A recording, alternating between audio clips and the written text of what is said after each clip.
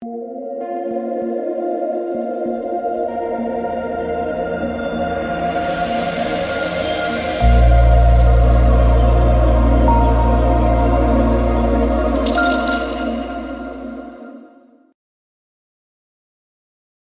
have a series on our hands. Miami stealing game 2 in Denver. We got game 3, showdown slate we'll be talking about in this video. $250,000 to first. Welcome, guys. My name is DK. Again, we'll be breaking down the showdown slate in this video. I also make content for NFL daily fantasy sports as well as for player prop sites like PrizePicks and No House Advantage. No House Advantage is the sponsor of the video. I've been having a lot of success over there and a lot of fun playing at No House Advantage. And if you guys are not on No House Advantage, you can use the code DKDFS for a 100% match up to $100. It'll be linked down below. I've been giving out free plays on both No House Advantage and PrizePicks on Twitter, and we have been absolutely killing it in June. We had a full sweep a couple days ago. Again, giving out these free plays for WNBA. Also giving out a lot of free plays today for Taco Tuesday. But yeah, we full swept the board a couple days ago, so it's been a really good run for WNBA, and yeah, hoping to keep that going. So again, if you guys are not on No House Advantage, make sure to use that code for that 100% match. And yeah, let's just get right in the video.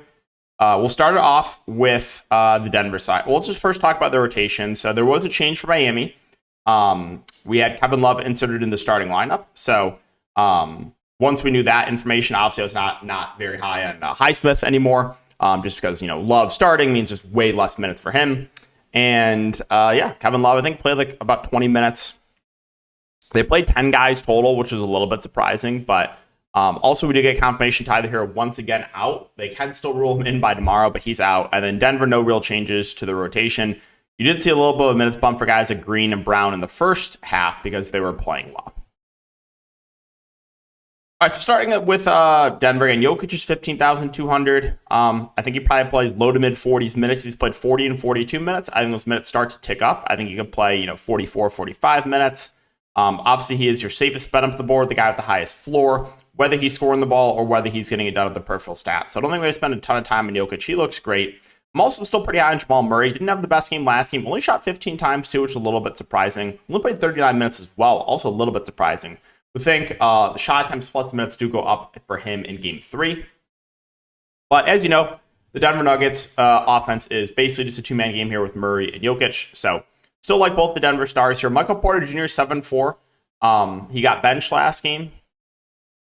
Very typical. I had his over points, and he gets benched. I feel like, man, this guy, if I ever either play him or have an over on him, he gets benched. So most of the time, Michael Porter Jr. is going to close, and most of the time he's going to play, close to that 40-minute mark. But if he's really struggling like last game, they will bench him and go to a guy like Bruce Brown. They can go to Christian Brown. So MPJ, of these guys in the mid-range for Denver, of like MPJ, Gordon, Case, like he is the guy with the highest ceiling, but there's still that small chance he gets benched. Now, I will say, again, recency bias always plays a factor, so I think he'll probably be a bit lower owned than he should be because of that bad game where he was chalk in game 2. Aaron Gordon, 6'2", not a guy with a massive ceiling, but if he stays out of foul trouble, he's probably going to play high 30s minutes. I think he's just a play I'm totally fine with. KCP at 5'4", a little bit of a lower floor than Gordon. Like, I much prefer Gordon to KCP. But KCP still a guy that can go for mid 30-plus fantasy points if he's knocking out his shots. He just has not been making his shots over the last couple games. Bruce Brown, if you think that MPJ gets benched or that KCP continues to struggle, you can look to a guy like Bruce Brown who will most likely benefit. He did see minutes bump in game 2, played 27 minutes. But if those two are playing well, they can just close with the starters, and then Brown can be limited to about 20 minutes. So there's definitely some negative correlation there with those guys. And then you have the punt plays. Jeff Green, Christian Brown. Jeff Green's 1.8. A little bit more confident with his minutes. He's played 11 and 16 minutes over the last couple games. Not the best point per minute guy, but extremely cheap and should see rotation minutes. And then Christian Brown, he was out of the rotation for a little bit against the Lakers. He played really well game 2. Had 3 steals, shot 3 for 3 from the field, and played 15 minutes. I think that was a bit of an outlier performance from him, but still a guy that you should expect to see some minutes for Denver. And moving on to Miami. So you got Jimmy at the top at 12K. Be interesting to see what his ownership is. He's been a little bit quiet so far the first couple games of the series, so I wonder if that will keep his ownership a bit low. But I think he probably plays low 40s minutes in this game. Only 38 and 40 minutes over the first couple games. I think he does get a slight minutes bump here.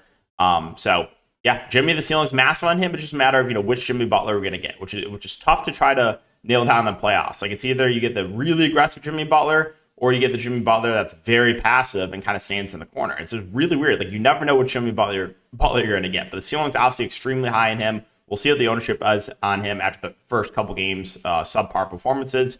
Bam in a buyout 9K, I think we'll get more ownership. He's played better than Jimmy. He's also outperformed him, 50 and 40 fantasy points over the last couple of games. So I like Bam. I think he's an optimal play on the slate, but he'll probably be a bit over-owned, where a guy Jimmy Butler might be a bit under-owned because of recency bias. Caleb Barton, 6'6", right now, nothing more than contrarian play. I think he's definitely overpriced. Moved back to the bench role, only played 21 minutes. I will say, though, if he comes off the bench and plays really well, they can extend him. Like, Miami, like, outside of Jimmy and Bam, the closing lineup can go so many different ways. So Martin's still playable in a large field tournament, but I think the reason you would play him is for ownership purposes. He's definitely not optimal at that price point. Hero has been ruled out, even though there's still a chance he could get ruled in tomorrow. But right now, not expecting Tyler Hero to play, which should mean, more minutes for guys like Vincent and Lowry and Strus and Duncan Robinson. Vincent's probably your safest of that group. 38, 32 minutes so far in the first couple games of the series. A guy that can definitely put the ball in the bucket. 7 of 14, 8 of 12 shooting. Don't know if we can continue to expect that, but I think he's probably your safest of those guys we just mentioned. Lowry's 4.8K. He's most likely going to play low to mid 20s minutes. Could play a little bit more if he plays very well. A guy that can stuff a stat sheet. I think he's a reasonable value play. I also think he is a little bit safer than Strus and Duncan, because Strus and Duncan are very reliant on the scoring. I mean, he saw what Strus did in game 1, right? He was not knocking out of shots. But game 2, he was making his shots, and he put up a pretty solid game. And then Duncan Robinson made his shots in the fourth quarter. It was a big reason why Miami won that game and went for 10-plus fantasy points. So with Strus and Duncan Robinson, most of the time they're gonna play close to the 48 minutes. Game 1, they did not. And these guys definitely have a ceiling for making their shots, but they have a very, very low floor if they're not making their shots. Highsmith at 2.8K right now, nothing more than contrarian option. He was massive chalk in game 2. But again, with Kevin Love, with that news that Kevin Love was starting, you definitely had to downgrade Haywood Highsmith because Love was not in the rotation for game 1. But Highsmith not completely out of play. I think if Love really struggles or gets abused out there defensively, they can go to a guy like Highsmith. But his ownership should definitely drop from game 2. And then Kevin Love will probably be the highest owned value play of the slate, or will be. I can almost guarantee you that. Played 22 minutes, went for 25 fantasy points. He's over a fantasy point per minute guy. I don't know if we can expect 22 minutes again from Love, but if we get 10-plus minutes from him at this price point, he's going to stand out as an amazing value. So he's going to be extremely popular, but he definitely stands out as an optimal value at the moment. And then you got Cody Zeller, 1K, who will back up Bam. Probably play whatever Bam does not play. So he's put 8 minutes back-to-back games, $1,000. That's playable. That's it for the player-by-player breakdown. Like I said, is there still a small chance that Tyler Hero could play in this game? Yes. But right now, I'm leaning towards him not playing since he already got ruled out, even though, again, Miami said they could still rule him in by game time tomorrow. Now, the spread, I think, Denver are still 2.5-point favorites in this game, so this is a game I'm a little bit more confident will stay competitive. I'm going to talk about this in the Patreon videos and streams as well, or always, but you can always build a blowout slip, stacking one team and then going very light on the other team and kind of thinking about, all right, like who's going to play in a blowout for the other team. So even though it's not likely a blowout, you can still build out lineups, for the blowout slip in large field tournaments. And then I will mention once again, make sure you're focusing on building plus EV lineups. If you're just playing large field tournaments, or if you're just playing this tournament where it was $250,000 to first, you definitely don't want to build the optimal lineup. You want to build, you try to get unique without getting stupid. Talked about that last couple of videos. It's an extremely important concept to understand if you're going to be profitable long-term playing NBA DFS tournaments. That'll do it for the video, guys. Good luck on this slate. Let's hope it's a good game. I'll have a player prop video up after this, so be on the lookout for that. And we'll see you all in the next one.